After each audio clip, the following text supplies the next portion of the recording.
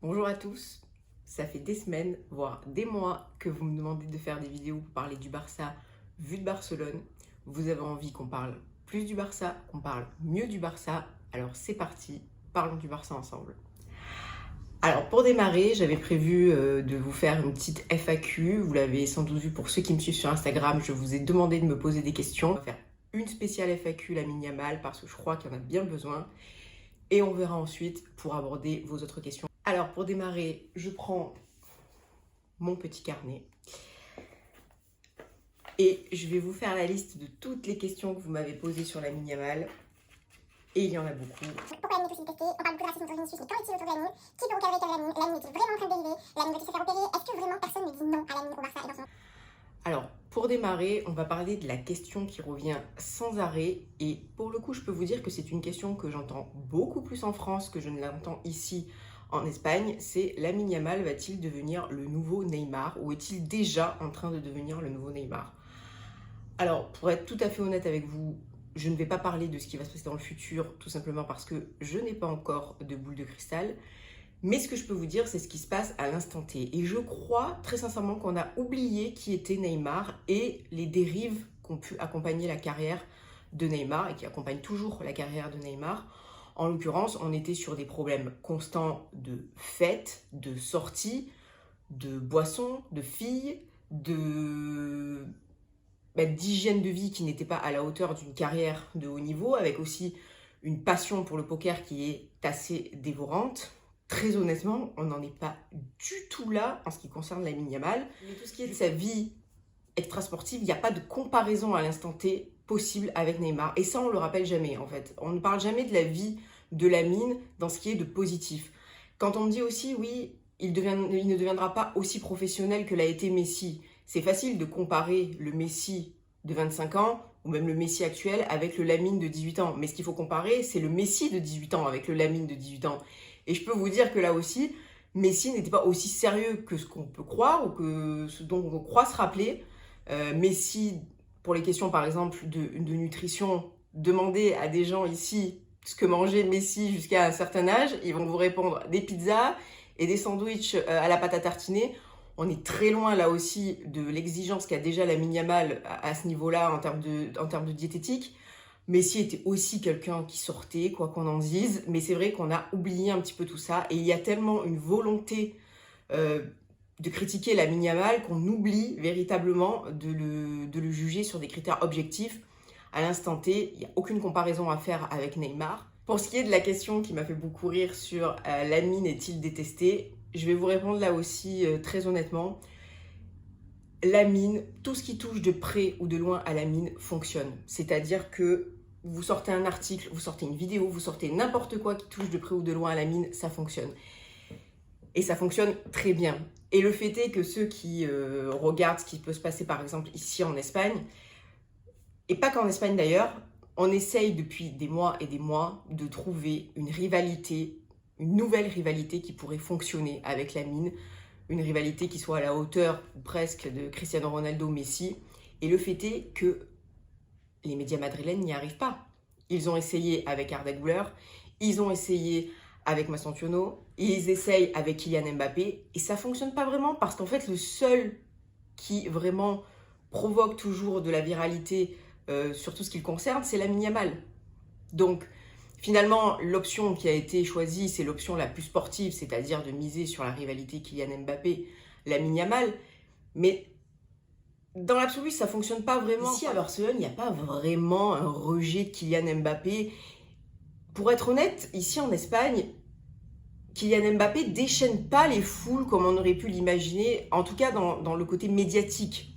Je ne parle pas du sportif, je parle du côté médiatique. Il est très discret. Comme je vous dis, ici à Barcelone, il n'y a pas vraiment encore cette rivalité qui s'est créée entre le Barça et Kylian Mbappé, même si Kylian Mbappé marque beaucoup de buts face au Barça. Finalement, pour l'instant, il n'y a pas cette rivalité qui se crée réellement entre Kylian Mbappé et le Barça. Et donc, forcément, la rivalité Kylian Mbappé-Lamine Yamal, elle ne fonctionne pas vraiment. Mais le fait est que l'élément essentiel de chaque rivalité que tentent de créer les médias, c'est Lamine Yamal. D'autres, je suis la seule journaliste française travaillant pour un média français qui assiste à toute l'actualité du Barça chaque jour, à tous les matchs, les entraînements. Et donc ça se voit dans le traitement qui est fait globalement du Barça et de Lamine, c'est que c'est un traitement qui est fait à partir de ce qui peut sortir en Espagne ou qui est fait par des gens qui sont à Madrid, et forcément il y a une influence qu'on ne peut pas nier et qui découle de tout ce que vous pouvez lire sur le Barça en France, et j'en suis la première déçue. Pour les autres questions, est-ce que Lamine Yamal doit se faire opérer? Pour l'instant, non, ce n'est pas prévu. Je ne dis pas qu'il n'y a pas de discussion autour de ce thème au club, mais dans l'immédiat, c'est pas ce qui est prévu. Pour ce qui est du volet de ce qu'a pu subir et de ce que peut encore subir Lamine Yamal en termes de racisme, j'ai écrit un papier là-dessus dans l'équipe et je vous renvoie dessus. Je vous mettrai le lien quelque part pour que vous puissiez le lire, parce qu'effectivement c'est un thème. Et c'est là aussi quelque chose que Lamine peut subir en dehors du sportif, c'est qu'il est aussi espagnol et qu'il est des fois, malgré lui, autour des débats politiques, lui, sa famille et sa famille aussi, le quartier dans lequel il a grandi. Donc bien entendu que c'est un thème, et j'ai abordé ce thème en début de saison, et je vous renvoie vers mon papier, mais c'est quelque chose dont on pourra reparler plus tard. Alors il y a une question aussi qui m'a interpellée, c'est la question sur est-ce que, comme on a pu l'entendre dire, personne n'ose dire non au Barça et dans son entourage, personne n'ose dire non à Lamine. C'est un débat qui me rappelle beaucoup celui sur Lionel Messi à l'époque, quand on disait que Lionel Messi avait tous les pouvoirs au Barça, qu'il décidait des joueurs, qu'il décidait des entraîneurs, qu'il décidait même des présidents, qu'il décidait de tout. Et à chaque fois, on me posait la question, on me disait, mais est-ce que Messi a vraiment tout ce pouvoir à Barcelone? Et je répondais souvent que Messi avait tous les pouvoirs, mais est-ce qu'il s'en servait? C'est autre chose. Très honnêtement, ça lui arrivait de se servir de l'immense pouvoir qu'il avait à Barcelone, mais il s'en servait moins que ce qu'on disait. Et d'ailleurs, c'était assez drôle parce que dès qu'il se passait quelque chose à Barcelone de négatif, on disait « Ah, ben c'est le choix de Messi ». Je crois que c'était le cas notamment avec Rakitic. Si Rakitic il jouait malgré ses prestations moyennes, c'est parce que c'est un copain de Messi. Jusqu'à ce qu'on apprenne en fait que Messi et Rakitic, ça collait pas du tout ensemble, ce qu'on avait déjà dit. Mais dans la tête des gens, c'était toujours très facile d'accuser Lionel Messi de tous les maux. Effectivement, Lamine a désormais un pouvoir énorme au Barça. C'est très difficile de lui dire non. Très sincèrement, dans son entourage, c'est effectivement très difficile de lui dire non, mais parce que l'entourage de Lamine est à l'image de Lamine, c'est-à-dire très jeune, ses parents sont très jeunes, tout son entourage est très jeune, et c'est vrai que c'est assez difficile, bien entendu, lorsque l'on devient le centre de sa famille, mais c'est vrai que le Barça va devoir gérer cette situation, et pour l'instant, il la gère un petit peu, j'ai envie de dire qu'il la gère à la Barça, c'est-à-dire que, comme d'habitude à Barcelone, tout sort, il y a assez peu de protection des données, comme d'habitude, en comparaison de Madrid, c'est toujours assez voyant.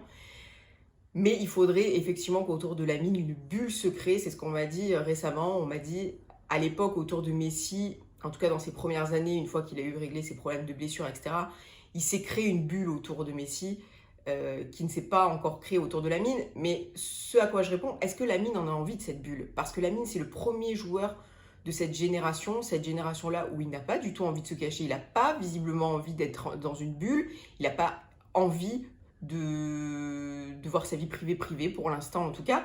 Et donc, est-ce qu'il faut lui faire changer de personnalité? Est-ce qu'il faut le brider dans ce qu'il a envie de faire? Je ne sais pas non plus, c'est une question qu'on peut se poser. Pour l'instant, le Barça, même si, et j'en ai parlé dernièrement, j'en avais déjà parlé en amont, même avant l'épisode Classico, le Barça a quand même décidé de freiner un petit peu sur les événements de Lamine, ne serait-ce pour une question d'influx, parce que les journées de tournage, les journées d'événements, c'est pas forcément ce qu'il y a de mieux pour se préparer avant les grands matchs, et donc le Barça avait déjà décidé d'essayer d'encadrer un peu mieux ce type d'événement.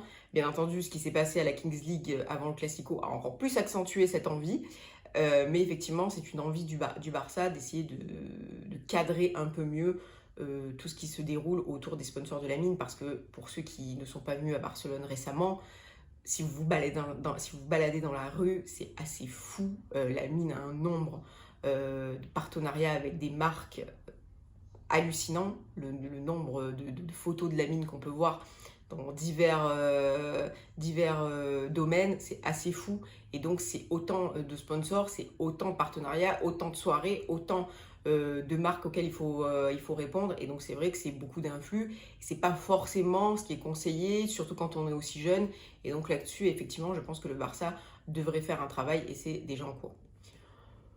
Pour conclure, je vous dirais qu'effectivement, pour ceux qui suivent l'actualité du Barça en France et en français, je peux comprendre cette frustration. Et d'ailleurs, pour ceux qui sont avec moi sur Twitter, je la partage assez régulièrement avec vous. Je sais que vous m'envoyez souvent des captures d'écran ou des liens de passages radio ou d'articles qui vous dérangent.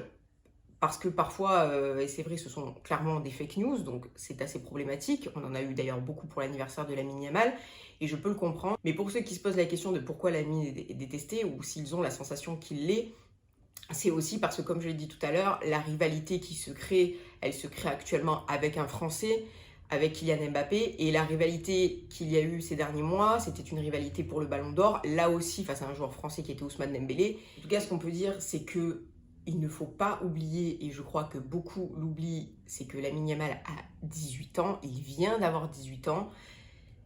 Sa contre-performance au Classico, pour moi, les réactions qu'il y a eu ensuite, c'était totalement fou. On parle d'un joueur de 18 ans qui a raté son premier gros match dans sa carrière. C'est-à-dire qu'avant ça, Lamine était toujours présent, il a toujours été présent face au Real, il a toujours été présent face à l'Atlético en Ligue des Champions quasiment tout le temps.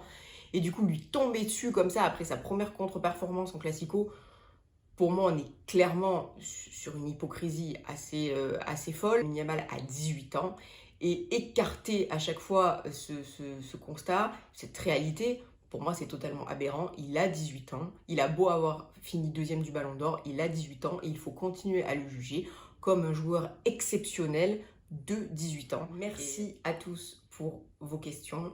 Je garde toutes les autres questions. J'espère que cette première vidéo vous aura plu. Si jamais ça vous plaît, on adaptera et on fera un meilleur... on essaiera de faire quelque chose de meilleure qualité. Mais voilà, en tout cas, merci à tous et on se revoit très bientôt.